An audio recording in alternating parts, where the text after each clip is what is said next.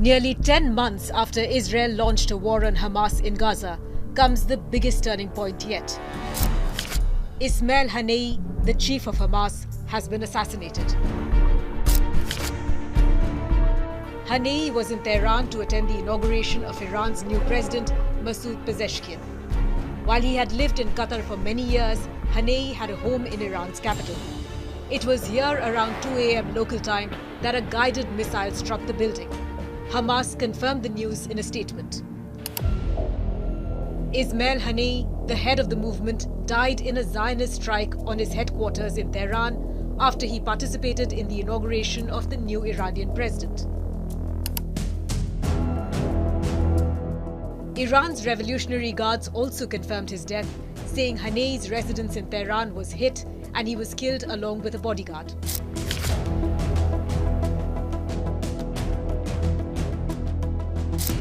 Hamas has accused Israel for Haniyeh's killing, calling it a grave escalation. Iran is investigating the assassination, but has also said that Haniyeh's blood will never be wasted. Officially, Israel's military remained mum and said it doesn't respond to reports in the foreign media.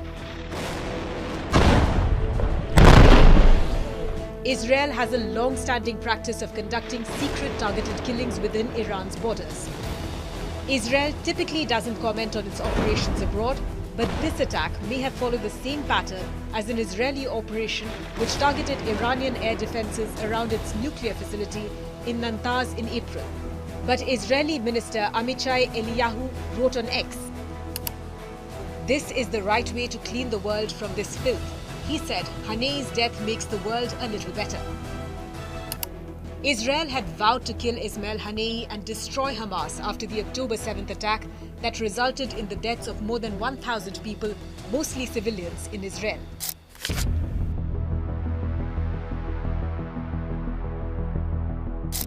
Haniyeh's killing came just hours after Israel carried out an attack in Beirut, hitting the base of the powerful Iranian-backed Lebanese militia, Hezbollah.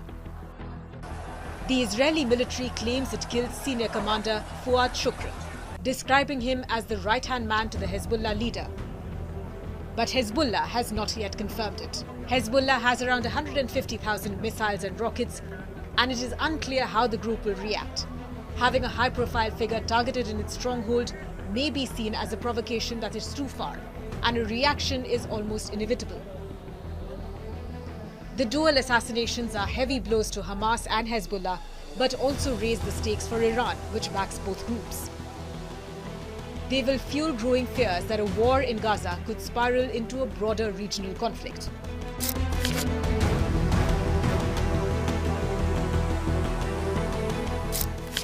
Born in a refugee camp in Gaza in 1963, Ismail Haniyeh was a key member of Hamas from its inception.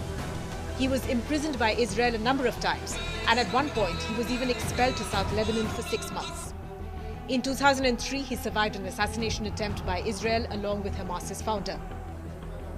3 years later, he was briefly the Palestinian Prime Minister after Hamas won elections. But a violent rift between Hamas and the other main Palestinian faction, Fatah, followed a year later.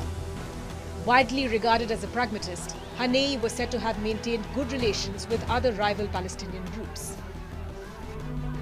He was elected head of Hamas's political bureau in 2017. In recent years, he had lived in exile, moving between Turkey and Qatar. Haniyeh did not command operations on the ground in Gaza after leaving for exile in 2019.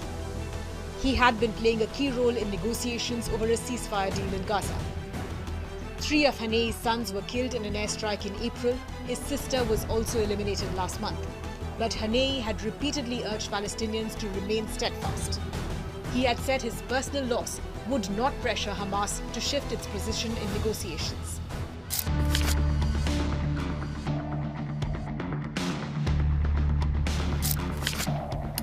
While Hamas is reportedly in a state of shock over Ismail Haniyeh's assassination, Iran's supreme leader Ayatollah Ali Khamenei has declared that it is their duty to take revenge. In fact, Haniyeh's death underscores the significant role and activities of Iran's axis of resistance. This network, while comprising autonomous groups, still heavily relies on Iranian support for military training, funding, and strategic direction. Haniyeh's death could shift the dynamics within the axis of resistance. The future of the Middle East stability and power dynamics will hinge on how Iran and its proxies navigate this loss of leadership amid the ongoing conflict in Gaza.